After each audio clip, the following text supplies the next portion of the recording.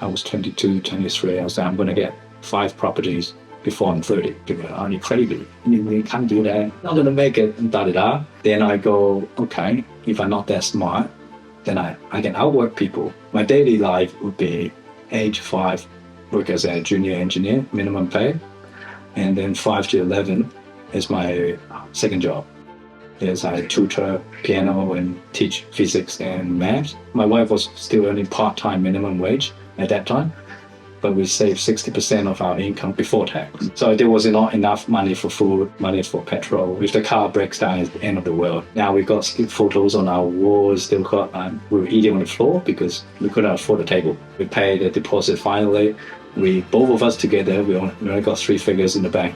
After all the hard work, we invested everything, got 3 figures in the bank. I remember as a lawyer, my hands were, it was really just hard work and invest, hard work and invest, that's all.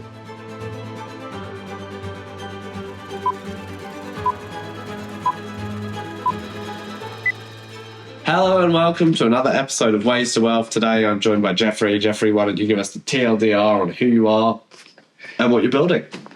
Good morning. My name is Jeffrey. Background in engineering, so in my business here, MΑKI, we do autonomous vehicle or autonomous platform, including IoT type.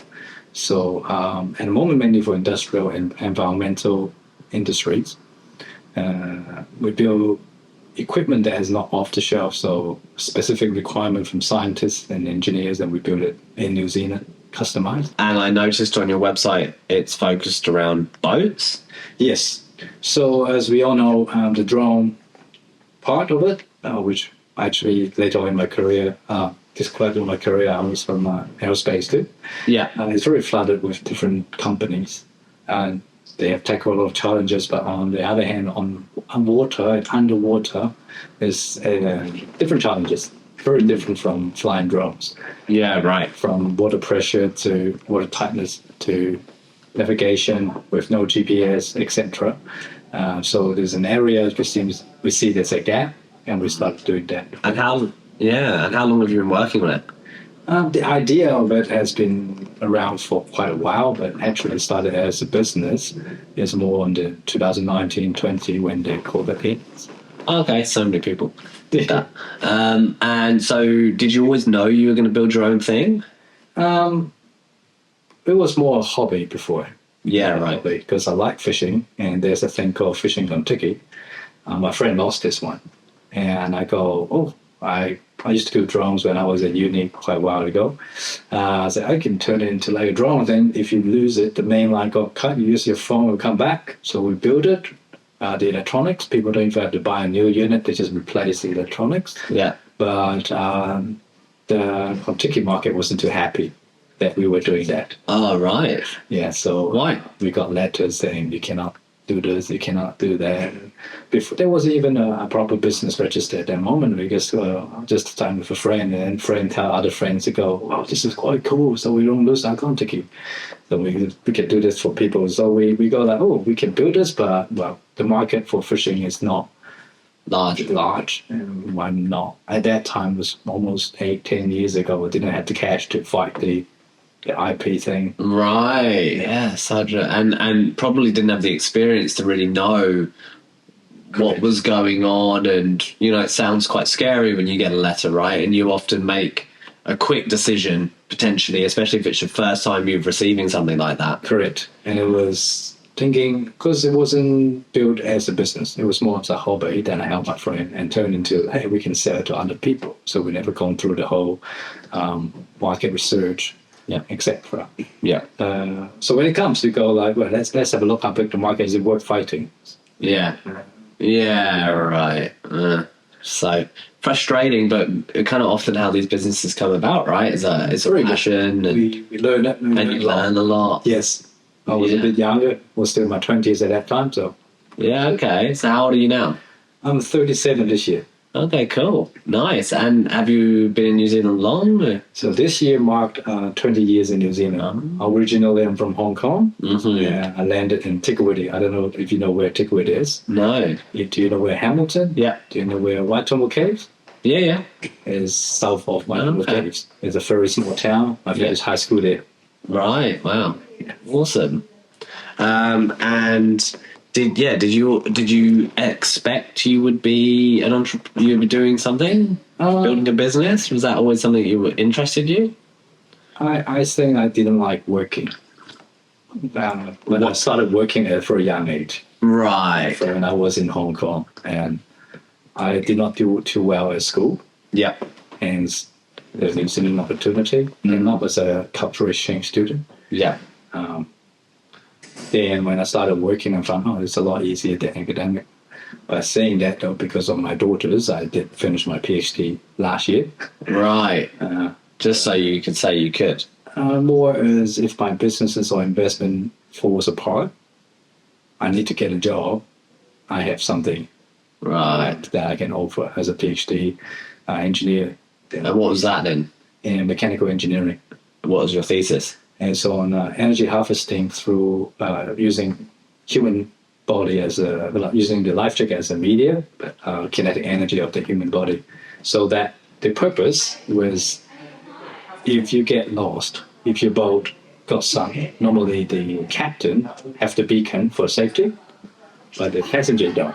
Passengers only got a life jacket. And Yeah. drift away, you never find them again. The idea is the life jacket itself would have the IoT to have the SOS. Someone have done it through academically, but the issue is no one will charge the life jacket before they go out. Right. So the idea is the moment you put it on, it starts charging itself if you're moving. Right. It's almost like an automatic on a watch. Yes, with a little bit more power, Yeah. capture more movement, and just enough to send a low frequency SOS so that when they receive it, they know exactly where you are. By study, they increase the survival rate dramatically. Right. And you that's kind of aligned to what you're doing as well, right? You really right up that alley. I know it might not be applied directly, but you know, it's definitely obviously an interest in water and water activities and Yes. and Internet of Things that is obviously a passion of yours. Yes. And I guess, yeah, when did the fascination of machinery and tinkering with real things then start to play out for you? I would say I like cars. Okay. That would be probably the main thing I like Yeah. to play with since maybe any boy or a young boy loves to play with cars and modifying cars, and that was probably my learning in a lot of the mechanical stuff. Yeah. But when I do my engineering degree, that's when I realized modern engineers, it's not really different between electrical, mechanical, software. We have to learn it all. Right. Because in order to build something, even a basic machine, you've got a C++ module in it. So you've got to learn programming. Cool. So you've learned you've taught yourself to program. Yeah, the first ever boat that MΑKI built is actually, I programmed it myself, wire it myself, all the electronics myself. Yeah. And Amazing. so what happened was during the COVID-19 lockdown, and got so bored, my wife was really sick of me. And I went to the garage and watched some YouTube videos. There was a Japanese guy used 3 years to clean his local lake in Japan. Yeah. Oh, wow. I live in Tiamat. I thought that was possible. And so I said, as an engineer, to solve a problem first is to identify how big of the problem you're solving. Yeah. So I stole one of my kids' kayak, really cheap, cheap kayak, and I put the electronics and motors in it to turn it into an autonomous boat. Right. Then I put my fish finder as a single beam fish finder on it, Yeah. and I went out and back to the local lake. It took 3 days. Right. And then I put on Facebook at that time, I got hundreds of comments and likes and feedback, because in the middle of the lake, I found a 55 meters by 55 meter star-shaped structure. Through the side scanning, and I had no idea what it was. And from the surface of the lake, you won't see it. It's just a clear structure in the middle. Right. What is it? And I asked on Facebook, I was like, who knows what it is as a local person? And they have all sorts of ideas. It's like, it's in a mountain village. Is it some sort of historical? Until there was a retired scientist, there was many years ago, the scientists from regional council wanted to solve the algae problem. There was an oxygen pump they put in, but it was too hard to remove, so they left it there. Ah. From there, I got the attention from regional council. and they contacted me. I contacted them. It's like, "Hi, how do you do this?" They used to hire overseas people very expensively to do this sort of jobs, the bathymetry. And I said, "Oh, my kid's kayak. It's not the highest, most advanced equipment, but it works. It took 3 days. It's a very big lake. It took 3 days, but we got the job done. And I gave the data to them. They liked it, and that summer they said, "Do you want to map another 26 lakes in the Waikato?" I said, "Yep, I will do it." They said, what was your charge? I said, "I didn't even know, because it wasn't a script, business plan and all that. It was just..." So you kind of stumbled upon it, really. Yeah. It's just, thank you. The kids' kayak and the COVID-19, my wife kicked me to the garage. Oh, that's so funny. So, so cool. And then is it self-funded then because of that? Everything self-funded. And how big is the team now? Now we have about 4 or 5 people. Nice. Some people are more contractors. Yeah. Because for our IP team, it's only got 4 or 5 people, more developers. Yeah. For the manufacturing of the boats, the parts, Awesome. engineers who sometimes use contractors, and for the on-site, because we have to cover such area now in South Island too, we have to hire contractors. We send the equipment, they're trained, and they perform the job. We basically like a data as service. So they buy data from us. We go and collect the data from air, water, underwater, and then we provide the data. Oh, wicked. That's so cool. Such an interesting story. Because you're doing a lot of R&D, did you get like grants or anything? We tried to apply for a grant early stage. Yeah. And that was not successful. Okay. I guess it's because it's not a typical... If I was selling like a DJI drone, then I'm going to tell the advisor I'm going to build a boat that can do this and that, and the target audience, let's say fishing, then it's very clear. At that moment, we know the technology is there, but it was not popular on the market. So yeah, I would say at that time the advisor did not understand what we were trying to achieve. Yeah. And now with AI too, a lot of these things have become possible. Right. An example would be, let's say we're underwater now. Yeah. Underwater can get very murky water. You can't see through. Even the diver can't see it. And originally they used something called a sonar image sensor. You can see like a radar. Yeah. Then you can see some sort of images, but it's not very clear. Yeah. With AI and different sensors now, that we can almost produce a 3D object. Right. Using multiple sensors and stitch the data together. Yeah. Those are equipment and technology that we are building ourselves and using it. Some of them is done by others, but we are... Right. Yeah, cool. Yeah, with the bathymetry, for example, they used to use human boats, and it's not good for the lake, etc. But yeah, we learned a lot. To be quite honest, before I built that boat, I did not understand water science that much. Yeah. Until I started working with the water scientists, freshwater scientists, the coastal scientists. There's a lot of science behind it, and what can be done, what can't be done, and why it's not done. And our team, the reason they join us, become they're passionate about the outcome of it is sustainability. I got kids now, and more when they get older, they can still have a decent environment to play with. Mm. The Waikato is very, very environmentally conscious as a region. Yes, because we got a lot of farms. Yeah. And while we work with Auckland Council, for example, we do different stuff. Yeah. They would more for stormwater, Right. Water treatment plant, wastewater. That's also what we do too. Mm. Is where is the human? It's not safe for human to touch the water body. Yeah. The autonomous vehicle is better. Yeah. And what's the sale? Who's the salesperson then? Just you? Mainly just me. Just you. Yeah, interesting. And it's really quite government driven, like councils and stuff are the main customer. It's all started from there and slowly moving to other... A bit of private sector. Yes, developers and power companies. Yeah. Because that's the hydro dam. They need to monitor the hydro dam structure, any cracks, any debris in the... Oh, and they can send the autonomous vehicles in to, well, boats, whatever, submarines in. Correct. We can use different tools to provide the data, images, and videos to them. Yeah. We have drones, but we don't build our drones. You don't build them. Not yet. But you program them. Yes, we can. Because it's more cost effective in the moment to buy an off-the-shelf drone. But if there is a need for a very specialized drone, that's when we will look at building it ourselves too. Are you strictly no military then? No military. No military. Yeah, I don't understand them, and so at the moment I don't. You just focus on the water quality, not quality, but the actual dynamics of the water. Yeah. How to better retrieve data from these things. Yeah, so we do bathymetry, we do water quality monitoring and sampling. Our next future we really want to do is, instead of just collecting data, is setting actual action. So building the underwater, we call it ROV, remote operation vehicle.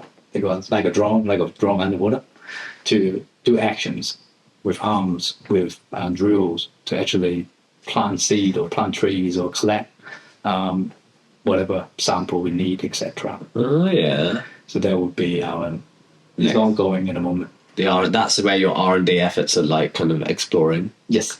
Yes. Yeah. Interesting. What does success look like then for you in the next 5 years with it? We would like to get more involved, not just in the environmental, but more on the industrial side too. Yeah.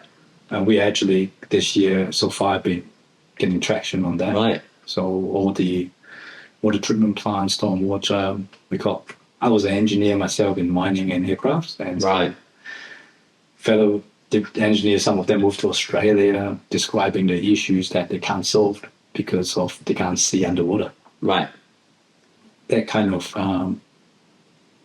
problem can be solved by using our robot. We call it robot, basically just a robot boat or submarine, and to solve maintenance issue. So it should be easier, cheaper for everybody. So we want to get out of New Zealand too. Yeah.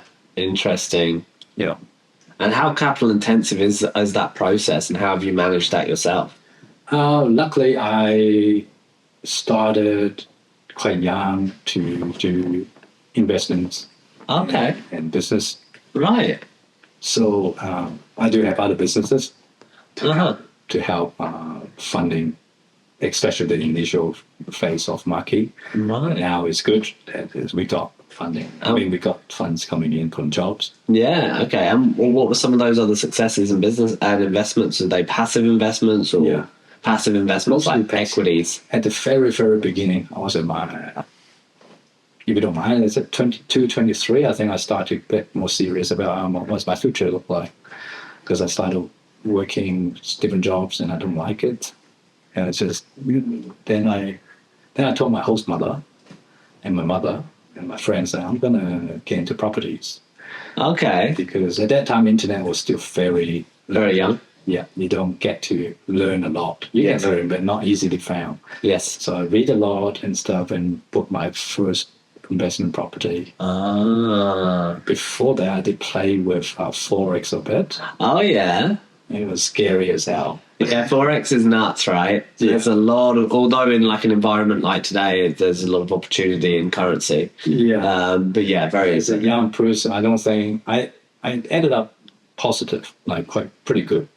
Right. I got out immediately because of that. Too stressful. I calculated. I did not know what I was doing. It's all luck. Right. It was just lucky. That, but all the reasons I lay out that why it's all wrong. Right. 100% wrong. Okay. So this is not a game that I can play hard enough. So I got out and did what I decided. Well, that's really wise, right? As a young guy, actually having the foresight, because you can make a bad decision, have a good outcome. Correct. That's what I did. Yeah. So you realise that actually your assumptions were wrong, but you had a good outcome. Because often it's the other way around, right? Could be either way, but there's this really great book called Thinking in Bets by a lady called Annie Duke, and it's all about disassociating outcomes from decisions and really focus on analysing your decisions for the information you had at the time. So with the information I have today, am I happy with the decision I'm making? it's the best you can do. Right, and that's the best you can do, right? It's not about the outcome. So it's really interesting that you kind of had that mental model when I've had a good outcome, but actually all the assumptions underpinning my activities were flawed. Correct. Therefore, I should not carry on, which was very well played. So then what? Then I used that cash plus me and my partner, my wife now, girlfriend at that time, we saved really aggressively, and I worked very hard at that time. So my daily life would be 8 to 5, work as a junior engineer, minimum pay, and then 5 to 11 is my second job. Right. Yes, I tutor piano and teach physics and math because we live in Oklahoma and eccuity.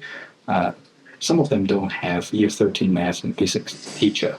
Right. School is very small. The whole town, they got 3,000 people. Right. So I was helping students. Now they're all engineers. That's amazing. Tutoring them, they pay me. And you learn a lot from teaching, right? Correct. So that was my 2 years of saving. So we saved. I told people that was real.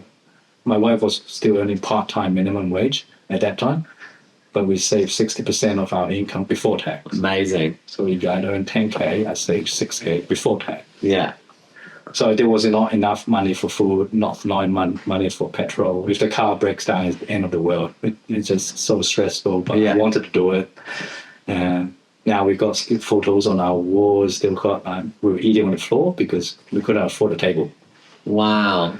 And you were just disciplined and you just stuck that money away. Yeah. So first focus on that.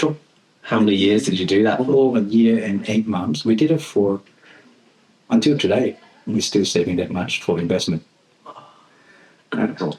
Very strong. But at that time it was a year and 8 months together, plus the luck. The forex, the speculation. We could be saved enough for investment property. Right. That was very scary. I'm in New Zealand by myself. My parents are both still in Hong Kong. There was no one to learn from.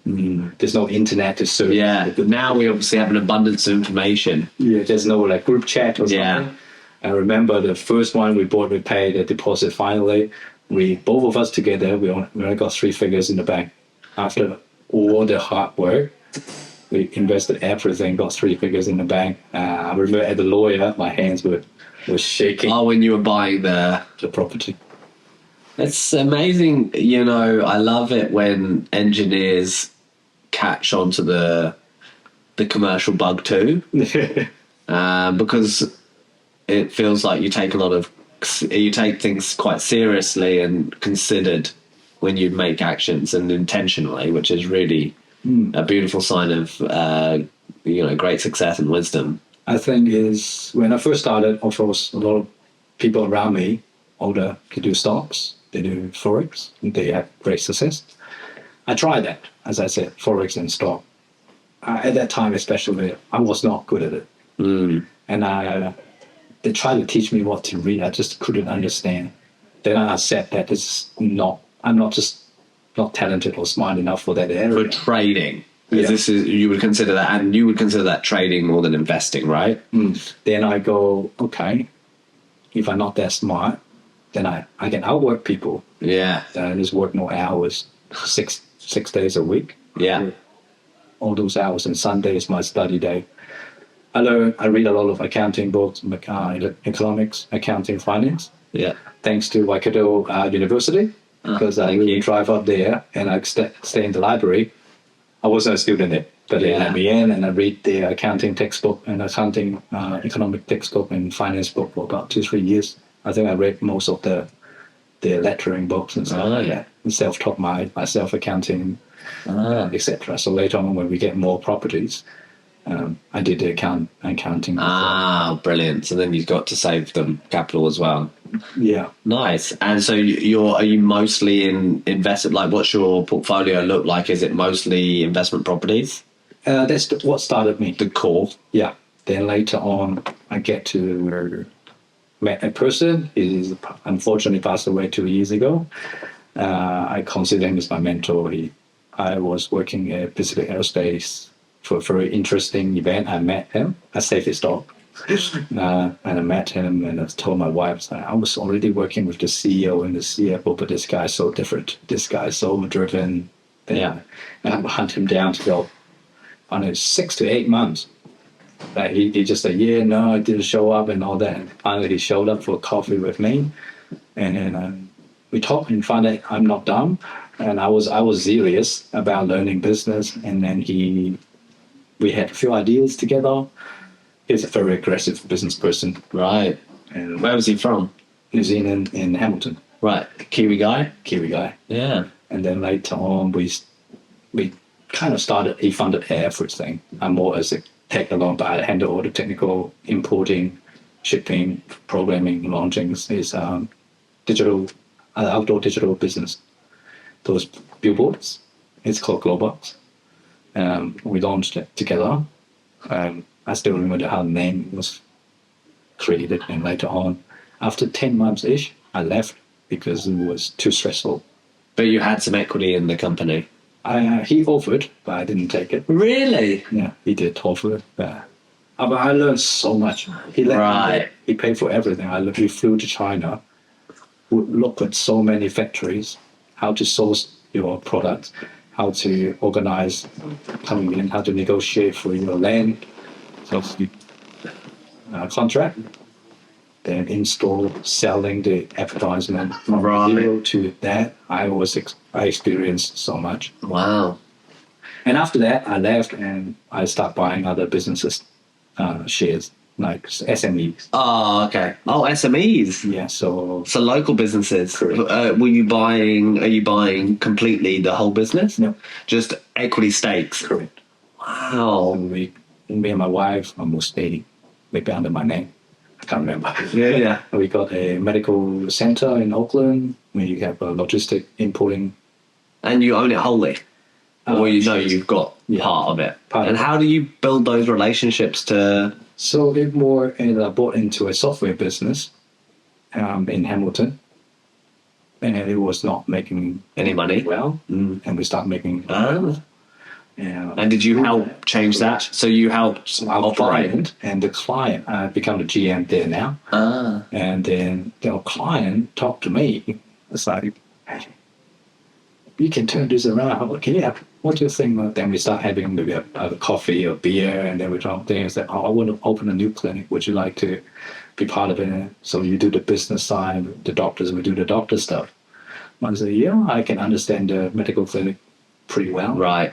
I think it's possible. So we talked about it and we did it and doing pretty well at the moment. And we got Japanese import that goes into the supermarket. Yeah. And buy. That is more my wife for that. And your wife's an entrepreneur too then? She not really. Okay. She doesn't like the stress of it. But she got addict. She studied industrial design. Right. Okay. She can spark creative. As you would know, from the idea to execution, that part is very different. Very painful. Yes. But that's where I generally... You like that? Would you say very organized? I'm very disorganized. You're very disorganized? Correct. Interesting. Yeah. So how do you make that work then? All my colleagues and even my wife, my mom and dad, my wife, that's my biggest problem. It's very disorganized and messy and stuff. But I think the messiness, I can make things work. Right. If the deadline is tomorrow, it has to happen tomorrow. Right. So the messiness comes from I ignore a lot of stuff. Right. Everything else is second priority. You're very focused on the current task. Yes. And luckily, I got tidy people, organized people around me to help me out. Yeah. Yes, my teammate, my colleagues, the developers, they're really organized and tidy. That's like, do you have not maybe a number, but are you already kind of living are you already living your dream? Soon. I think if that was my 20s, early 20s, when I first said I'm going to get into investment property. Yeah. If that was that goal, we have achieved it. Yes. So at that time, I was 22, 23. I was saying I'm going to get 5 properties before I'm 30 for passive income.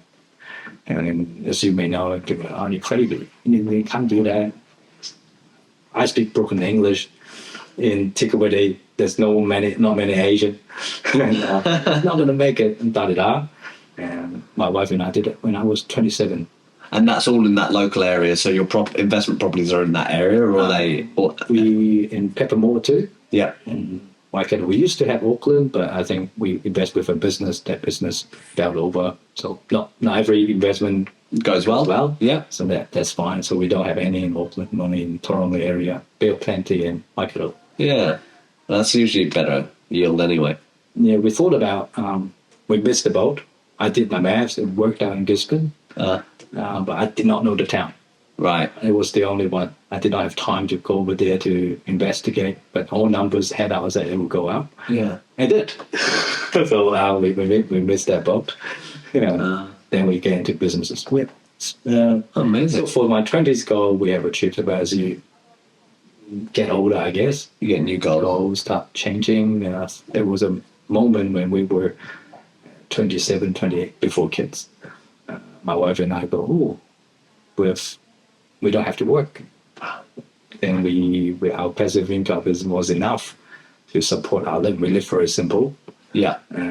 I just like to go fishing. I don't have any other big hobby and stuff at that time. That's enough. So we had a month or two was just really chatting. What should we do? Should we stop now or should we go further? It was before buying other businesses, just property investment at that time. So we decided, with all the stuff we have learned and spent time, I've read a lot of books and how other successful people do it. Then maybe we should keep going and see what to do next. Then a very major event happened. Was my father got sick. Okay. My father got a minor stroke. And that's why I realized, hey, I was thinking so selfishly. I was only thinking about myself and my wife. What about my parents? Right. There's no security. There's not enough for them to live comfortably. And what about my future kids? What about my friends or my sisters and her family? I'm capable to look after more. But if I stop there now, I think it's a selfish decision. Right. That's where we decided to continue to learn. And lucky enough, I met, his name is Alan Nicholson, the business mentor that I mentioned, and passed away 2 years ago. So I met him and so, let's do it. So I got the energy to, or else we would, at that time, we'd just be buying maybe 1 or 2 rental properties a year just to roll it. But then we decided to be more aggressive. Yeah. And so my father... and diversified, right? Yeah. That's good. And we learned a lot through that journey too. That's amazing because we did the New Zealand sales business report for 2025, and we did a study of the 5,000 listings and sales in New Zealand of SMEs, and we found that New Zealand actually the multiple on an SME is much lower from a earnings perspective. So if you were to buy $1 of profit in the UK versus here, you may pay as much as 60% less for that dollar. Oh. So there's a whole interesting dynamic around valuation multiples in New Zealand and how you can obviously drive multiples higher, right? You can do different business activities, bring in different procedures and operational things into the business to improve the multiple, right? Which improves the asset and the intrinsic value or the enterprise value of that business. Very, very cool. What do you think your biggest challenge is? My own biggest challenge? Your biggest challenge? I grew up not so wealthy. Yeah. From my successful friends, they are more successful than I am. They often comment, and I have too much fear. I should have less fear and just go for it more often. So you think you're perhaps a bit subdued? Interesting. So that's my weakness. Then I'm constantly reminding myself. Yeah. So your challenge is maybe that you don't back yourself enough or aggressive enough. You seem to back yourself. You seem to work and try things and really learn. I think it's... Is it a confidence thing? Do you ever not make a move because you're a bit scared or that's happened? Gisborne was the thing. Right. And we had a few other businesses we could have bought and grow. and we didn't do because of me. And even buying a toy, it was my wife encouraged me. Finally got the toy, so we got a sports car. Oh, cool. We had the money for at least 3 years, and every time we got mature investment come back, and I would invest into something else. Yeah. And invest. And then she said, "I thought you liked that car. Why don't you buy it?" What car was it? It was a McLaren. Oh, yeah. Oh, wicked. I thought you liked the name. I said, "Wow, if we buy it, we can do the same." I said, "Don't." Then she asked me, "If you don't buy it this year, well, tell me when is the better year to buy?" And I go, I said, "You just want to get older while you're still youngish. Enjoy this some time when we are not. Like, I'm not borrowing money and suffering to buy a toy. Like Yeah. that. It's okay. We're living okay quality. Don't worry about that." Because I was always worried about if I enjoy or buy a toy, what if something that my wife and the kids have to lower their living quality Right. with me or my parents, etc. So I got all these fear in my head. Yeah. Well, that's really cool to be open enough to admit it, right? And see where sometimes your biases are. And how our childhoods and our circumstances when we were younger influence perhaps how we think about these things, right? Are your parents here? They're still in Hong Kong. They're still in Hong Kong. They actually just flew back yesterday. Oh, I got right. them to the airport. Cool.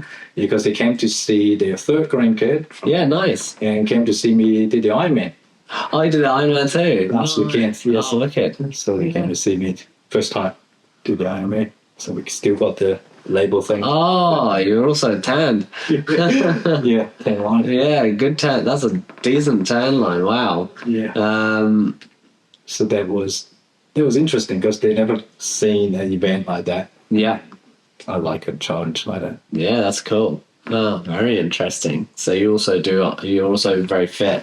Used to, when I was younger, I compete more in powerlifting and weightlifting. Okay. At Yeah. one point, I did hold the Hong Kong record for powerlifting. Yeah. Someone broke it already.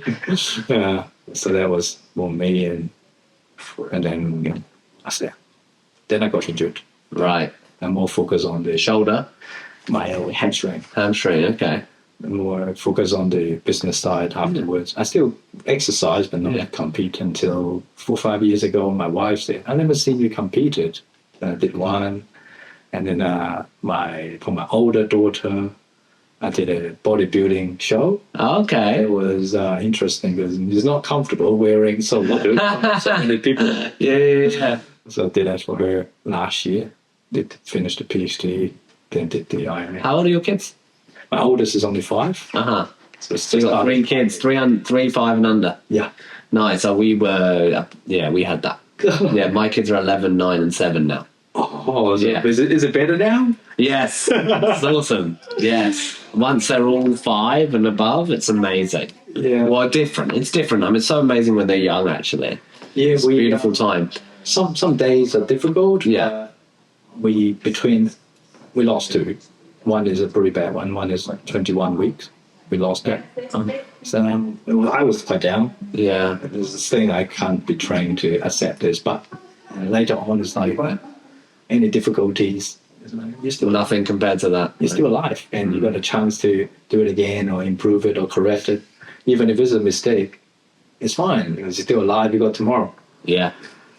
So that makes me realize that it's okay. Yeah. As long as we're still alive, kids still alive. What mistake? Don't kill somebody, but a lot of mistakes just do better tomorrow. It's fine. Yeah, that's cool. That's a really good way to live. What would you say the biggest kind of contributor to your success is? I would say for myself, I asked my mother recently because I'm teaching my daughter, and I analyzed myself as an engineer too. I think my biggest strength is I don't give up very easily. Like the Ironman stuff, like training does not scare me. Working many hours, people will complain as I work so hard. I never felt like if something that has to be done, it has to be done. Yeah, like that kind of feeling. That's I think my strength that contribute to my success, because throughout the investment, especially the early journey, there was not any smartness or clever. I did not listen to many clever advices because no internet. It was really just hard work and invest, hard work and invest. That's all. Amazing. Well, I really enjoyed this podcast today, Jeffrey. Thank you so much for spending some time. I think what you're doing is really interesting and love your work. So thank you so much. Thank you.